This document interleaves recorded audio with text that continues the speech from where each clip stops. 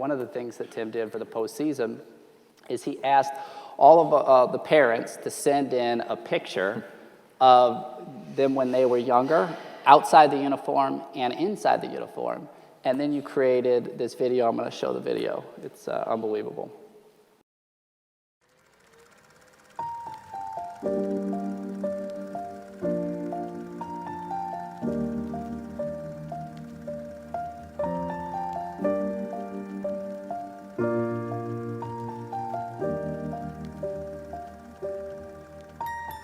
Once I was 7 years old, my mama told me, go make yourself some friends or you'll be lonely. Once I was 7 years old.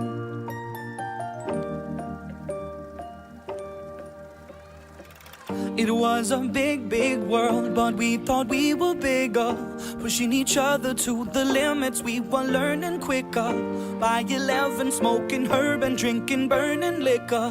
Never rich, so we were out to make that steady figure. Once I was 11 years old, my daddy told me, go get yourself a wife or you'll be lonely. Once I was 11 years old. Only see my goals, I don't believe in failure, cause I know the smallest voices, they can make it major. I got my boys with me, at least those in favor. And if we don't meet before I leave, I hope I'll see you later. Once I was 20 years old, my story got told. I was writing about everything I saw before me. Once I was 20 years old.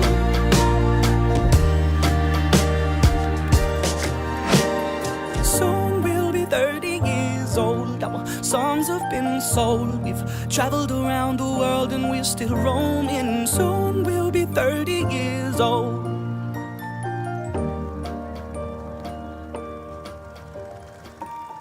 Once I was 7 years old. I'm going to show them your reaction right after showing that video. And for anyone that knows Tim, you don't get very emotional very easy, do you? And what was the message that you're telling them here? Yeah, this was a... And can I just say something? Look at Brittany right over there. Yeah. She's on the far. She's a hot mess right now. Yeah, she's crying. She's bawling down. Yeah. You know, this is right before we're getting ready to play regionals, and you know, I just told them how proud I was of them, and you know, the message really was we created our own monster. We created an expectation that you're going to win every game and you're going to win championships. And so I just wanted our players to understand and remember back to the kid that they are and who they were, and how valuable the life lessons we've learned playing a game. You said that one of our jobs is to create moments, and so what we're going to run here is we created a brick wall and we had Gator moments. And can you share with them what you did with that? Yeah, we through your words and, you know, kind of advice, we had everybody in our program, from our managers to our trainers to the coach to the players. We had each player give 2 moments of the season that were the most impactful to them in a positive way. And the absolute highlight of my year was we won the SEC. We had another team lose a game. We won our game, another team lost. Our team comes back to the stadium and celebrates on the field with the lights on, with nobody in the stands and dog piles on the mound because somebody else won, that we couldn't actually share that moment.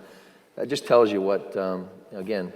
They had music played and everything. We had it all. It was just, we are the champions and one of those deals. But I think that's the power of what you're creating and you know, Dr. Laird creating, as far as being able to understand that we have a greater role than just winning games. And I think winning the games is just a byproduct of all the things that we're going to do along the way, as long as we're, you know, continuing down a good path. This is all the collection of the moments. And I want to jump ahead to this play real quick, and we'll talk about it.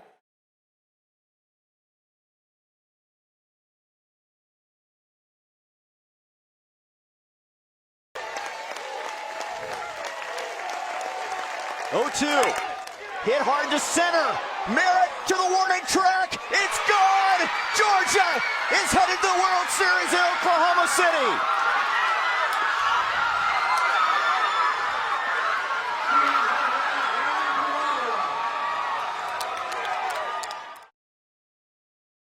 And so that was the hit to end the season, right?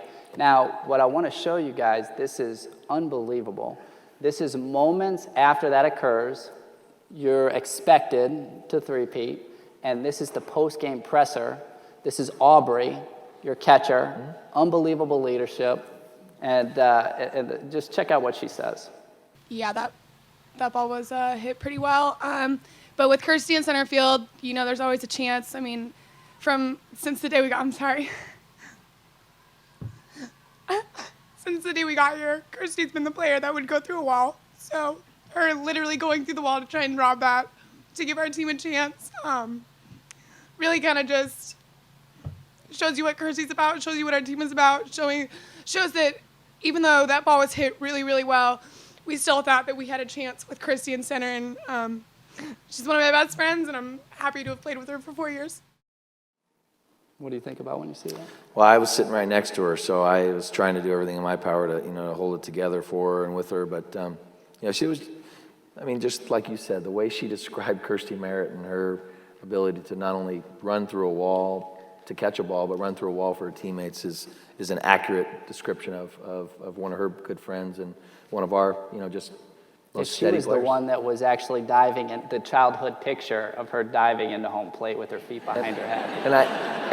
And she told, and the reason why I put that on a tweet and said, the reason why she did that, her mom said, "Why did you slide like that?" And she said, "It was the only way I was going to be safe." Wow.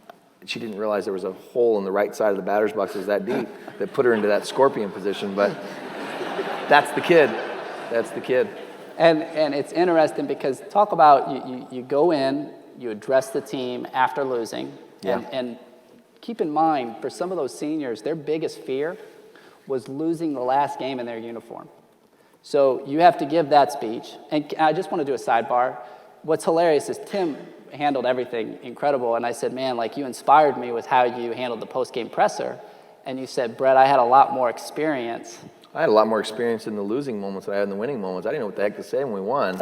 I know exactly what to say to lose. It's like I had to do that 18 times already.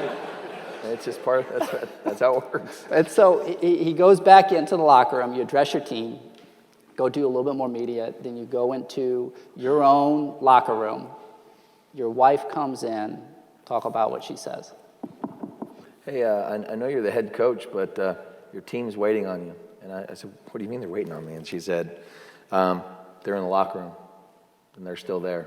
And I said, oh, I thought they would have left. I already closed with everything you could. And so we went in, and I went back in, and they're all there. Every one of them is still sitting there in their chairs, in their uniforms, looking at me, waiting for it to maybe, hey, just kidding, we're going to play tomorrow, one of those deals. And it was real. It was a real moment. It took a while. Just gave everybody an opportunity to go around the room and just reflect. And I think the message was loud and clear.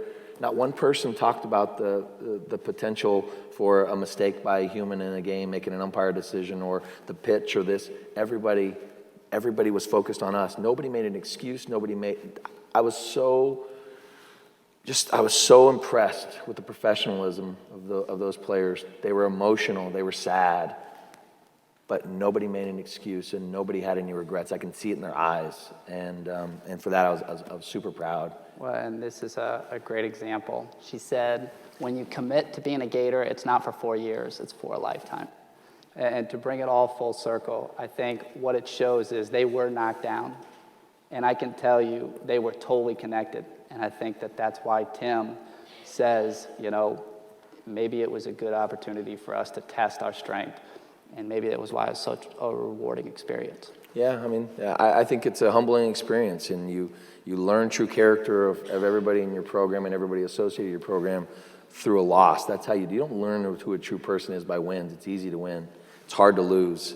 And I can easily go to bed tonight and every night from here on. I've had no regrets, and no regrets from my team because they handled losing with class, and very, very proud of them for being able to understand just what it means to not only be a Gator, but be a champion the right way. I think that's a testament to their growth. Let's give it up for Tim. Thank you.